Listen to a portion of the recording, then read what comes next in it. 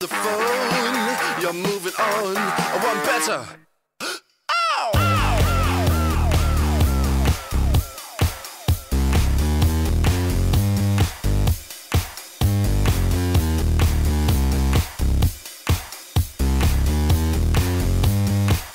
Pierre Cornel de Saint-Cyr, bonjour. Vous êtes commissaire-priseur, le plus célèbre de la place de Paris. Vous êtes également, depuis 2004, président de l'association du Palais de Tokyo, qui est un centre d'art contemporain et surtout un site de création artistique contemporaine.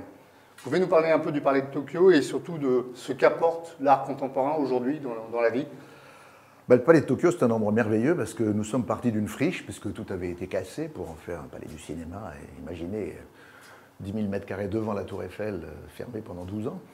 Et avec Pierre Estany, qui est un homme absolument génial, qui était le plus grand penseur qu'on ait eu à la fin du XXe siècle. C'est lui qui a créé le mouvement des nouveaux réalistes avec Yves Klein, César, etc. Puis Jérôme Sens et Nicolas Bourrion. On a créé ce site et qui a été une innovation extraordinaire parce que c'est un lieu dans lequel il se passe toujours quelque chose, dirigé comme une entreprise. On prend une décision un quart d'heure après c'est fait, où j'ai fait beaucoup travailler les scientifiques et les artistes en même temps. Et donc on a une sorte de laboratoire pour la pensée, quoi. Et vous savez, et ces grands scientifiques avec qui on a travaillé, on dit, mais est-ce que tu as compris que nous avons changé de civilisation en 2 générations? 90% des découvertes scientifiques et technologiques de l'histoire de l'humanité ont été faites après 1950.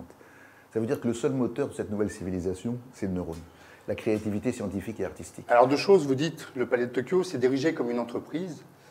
Qu'est-ce que vous entendez par diriger comme une entreprise? Vous avez toujours un peu véhiculé une vision libérale, on peut dire, de l'art et du marché de l'art. Ma question, c'est est-ce qu'aujourd'hui le monde de l'art se réduit à un marché?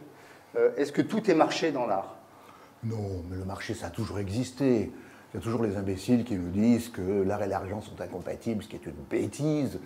Regardez sous les Médicis, regardez sous les pharaons, les artistes ont toujours eu besoin d'argent pour Michel-Ange pour construire ses sculptures de 10 mètres de haut. Il fallait bien qu'il trouve son... L'Église a été un pourvoyeur longtemps. L'Église, les rois, il y a toujours eu des mécènes. Maintenant, ce sont beaucoup les entreprises intelligentes qui comprennent que quand on communique à travers l'art, on donne une image plus intéressante que seulement la pub directe, quoi. Donc le marché de l'art, ça a toujours existé. Point. Est-ce que vous trouvez qu'en France, justement, l'art n'est pas assez inclus dans le marché, qu'on est un peu sous assistance respiratoire institutionnelle? Il y a finalement, est-ce qu'on n'est pas dans un régime à 2 vitesses, avec un secteur privé fait par les galeries, et puis à côté des grandes institutions qui sont, elles, financées par des fonds publics et qui sous-vivent ou tentent de survivre? Oui, vous savez, Paris, vous savez, nous étions les maîtres du monde jusque dans les années 60, tous les grands mouvements. Aujourd'hui, c'est plus le cas, Paris n'existe plus sur l'art contemporain. Nous avons perdu une place. Pourquoi? Nous étions les premiers, parce que tout s'est bloqué. Paris, c'est mort en termes d'art contemporain. C'est pas mort. On va se battre. On est en train de reprendre la place. Le Palais de Tokyo a été un des grands outils. La FIAC reprend sa place. Il y a des grandes galeries qui viennent. Mais on est devenu... Nous sommes le dernier pays communiste avec la Corée du Nord. Donc, nous sommes le dernier pays communiste en termes culturels, même en termes dans tous les domaines, quoi. Donc on a bloqué beaucoup de choses.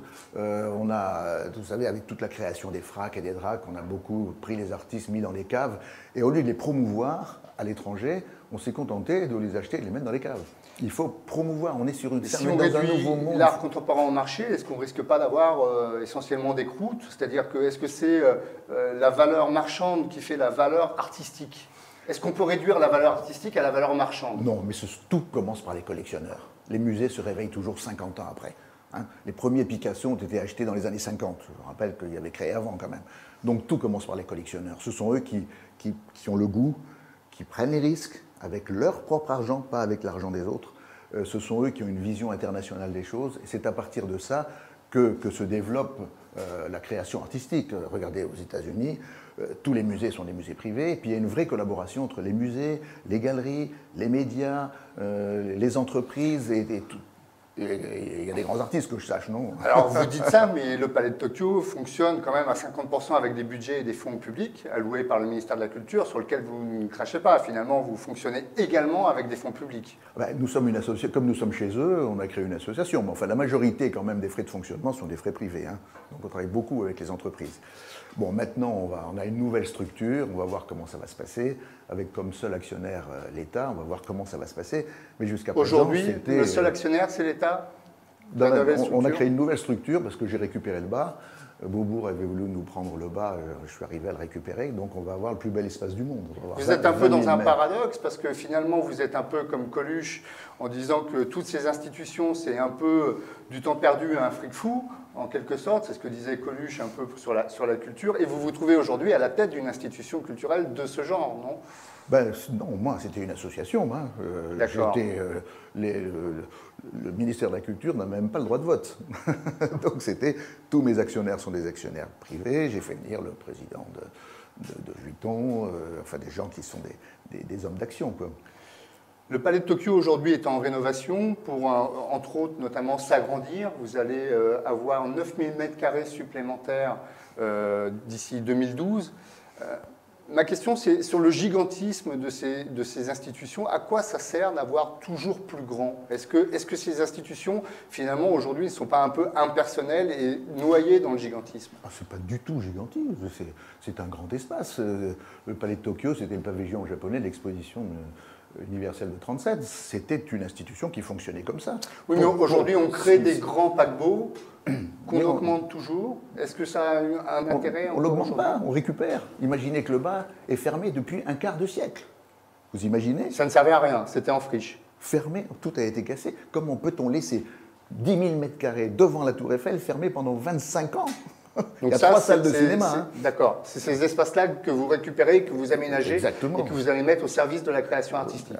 Internationale, française et internationale. Et ma guerre, c'est de remettre nos artistes sur la scène internationale, parce qu'on a été les maîtres du monde, on a momentanément disparu de la scène internationale. Et puis dans les ventes aux enchères, je vous rappelle, nous étions les premiers en 1960, Londres est passé devant, New York est passé devant, maintenant c'est la Chine qui est première, nous sommes quatrième. Donc on a une bataille à mener aussi, hein. Il faut se remettre à se battre un peu. Parce que Paris, c'est une ville extraordinaire, extraordinaire. France, un peu endormie sur ses lauriers, la quand France, même. Ben oui, mais parce qu'on a tout arrêté. Vous savez, la seule chose qu'on passe son temps à faire maintenant dans ce pays, c'est interdire. Vous pourrez remarquer, on n'a plus le droit de fumer, de rouler, de machin, tout est interdit. Alors, la vie le soir commence à s'endormir. À New York, c'est 24 heures sur 24, New York. Et est-ce que Paris, en termes d'art contemporain, n'est pas un peu déconnecté? Parce qu'on a l'impression aujourd'hui que les artistes vivent dans un microcosme qui se fait plaisir entre lui, mais qui est un peu déconnecté du grand public. Est-ce que vous pensez que l'art contemporain et la création contemporaine est encore aujourd'hui connecté avec le grand public et avec les gens, avec les spectateurs? Mais ça a toujours été comme ça. Vous savez, Picasso disait l'art, c'est comme le chinois, ça s'apprend. Donc l'art, ça s'apprend. Alors évidemment qu'il faut commencer à l'école maternelle. Et vous savez que chaque période de civilisation crée son langage. Et il faut l'apprendre. Alors, évidemment, si les gens me regardent, vous savez, le problème, c'est que, regardez ce qui se passe. Mais quand on parle de Volapük, dans les médias, c'est un peu difficile. C'est-à-dire que, mais on ne parle pas de Volapük, ça s'apprend. Ça s'apprend. Vous savez, au Palais de Tokyo, on a un peu l'impression parfois, pour reprendre l'image du langage, que les artistes parlent un peu tout seuls et qu'il faut chercher à les comprendre et qu'ils s'adressent à personne, non? Ils s'adressent à tout le monde, sauf aux incultes. Alors, il faut apprendre. Vous savez, pour les critiques, rappelez-vous cette merveilleuse réflexion de Victor Hugo, on est stupéfait du nombre de critiques que peut contenir un imbécile. Hein? Alors, tous les attaques contre l'art contemporain sont des critiques d'incultes. D'incultes, mais pourtant, il y a eu une grande polémique il y a quelques années avec des gens qui étaient pourtant a priori pas incultes. Je pense à Jean Baudrillard, qui était quand même un critique d'art et qui était quelqu'un qui avait un œil. Je pense également à Jean Clair, qui a dirigé le musée Picasso, et qui, en gros, ont dit l'art contemporain, c'est nul, c'est de la merde, et c'est des gens qui se font plaisir entre eux. On est stupéfait du nombre de critiques. Vous savez, il y a très peu de gens qui arrivent à dépasser leur propre génération. À partir d'un certain âge, quand on commence à dire « de mon temps, c'était mieux », c'est que c'est foutu, alors on parle d'autre chose. Il n'y a que le futur qui soit intéressant. Quand Jean Clair dit que tout l'art contemporain est nul, ce qu'il dit, et je suis désolé de le dire, c'est idiot. Vous êtes l'artisan du futur. à travers le Palais de Tokyo? Ah oui, il n'y a que le futur qui m'intéresse. fais Qu'est-ce vous. qui va se passer? Et surtout, il faut se dire qu'on a changé de monde, changé de civilisation. Arrive maintenant sur la scène internationale la Chine, 8000 ans de civilisation, l'Inde, le Brésil. Il y a des artistes formidables et nos artistes vont devoir se battre et affronter ces grands artistes de ces civilisations. Tout est planétaire maintenant, on ne peut plus rester local. Dernière question, quel est votre dernier coup de cœur en matière d'art contemporain? Ah ben ça a été, vous savez, quand on me demande maintenant qu'est-ce qu'il faut acheter, je dis, vous savez, le dernier pays émergent sur la scène internationale, c'est la France. Il faut acheter français. Acheter français, on a des artistes formidables, formidables. Pierre Cornette de Saint-Cyr, merci beaucoup. Je vous en prie.